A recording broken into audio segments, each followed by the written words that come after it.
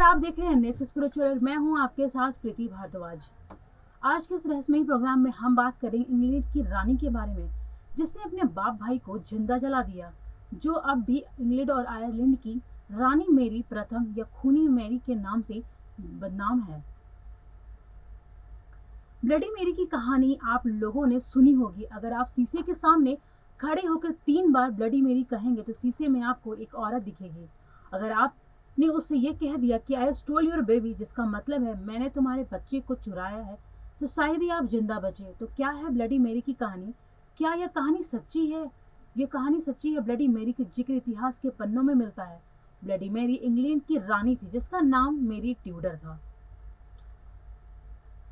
अगर आप ब्लडी मेरी को बुलाना चाहते हैं तो डेविल सवार यानी शैतानी घड़ी, जो कि रात के 2:30 से 3:30 का समय होता है, रूम की सारी लाइट बंद कर दो और उसके बाद मोमबत्ती लेकर शीशे की तरफ चल के 3 बार ब्लडी मेरी कहो। फिर देखना आपको शीशे में अपनी आकृति की जगह एक औरत दिखाई देगी जिसकी आंखों से खून निकल रहा होगा और उसका चेहरा गुस्से से भरा होगा। अगर आपने कहा आई स्टोल योर बेबी तो शायद ही आप बचे, लेकिन इसके पीछे की कहानी क्या है आइए जानते हैं। रानी प्रथम या रानी ट्यूडर, जो कि इंग्लैंड और आयरलैंड की रानी रही है, खूनी मेरी के नाम से भी वो इतिहास में बेहद बदनाम है। बताया जाता है कि इंग्लैंड के राजा हेनरी अष्टम की बेटी थी। रानी मेरी वो किसी भी तरीके से इंग्लैंड की रानी बनना चाहती थी, लेकिन उनके पिता हेनरी अष्टम ने उन्हें अपना वारिस मानने से इनकार कर दिया। यही नहीं, वर्ष 1553 में राज्य के उत्तराधिकारियों की सूची से उन्होंने रानी मेरी का नाम भी हटा दिया था। रानी मेरी को यह बर्दाश्त नहीं हुआ। उन्होंने इंग्लैंड के खिलाफ बगावत शुरू कर दी। विद्रोही की सेना लेकर उन्होंने इंग्लैंड पर हमला बोल दिया और पूरे राजवंश को अपने सामने झुकने पर मजबूर कर दिया।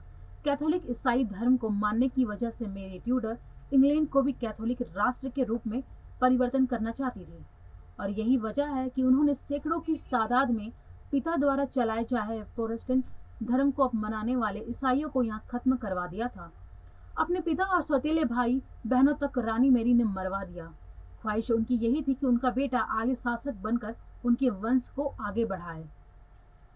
37 साल की उम्र में मेरी की शादी के बाद रानी और उनके डॉक्टर ने माना कि वह गर्भवती है। मेरी को पेट बढ़ गया और उन्होंने बच्चे को अपने पेट में महसूस किया। इस बारे में एक आधिकारिक घोषणा की गई कि रानी को बच्चा होने वाला है। कुछ समय बाद पता चला कि मेरी का पेट पहले जैसा हो गया। किसी को कुछ समझ में नहीं आ रहा था। ऐसा इतिहास में पहली बार हुआ।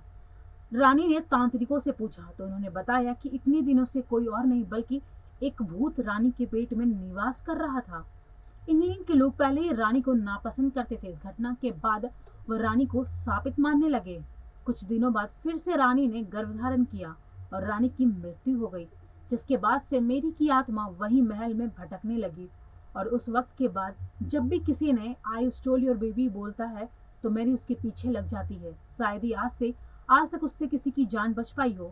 आज भी मेरी की आत्मा एक बच्चे के लिए भटक रही है। तो अब मुझे दीजिए इजाजत। हम फिर से होंगे हाजिर एक रहस्यमय प्रोग्राम के साथ। तब तक के लिए आप देखते रहिए नेक्स्ट स्पिरिचुअल। नमस्कार।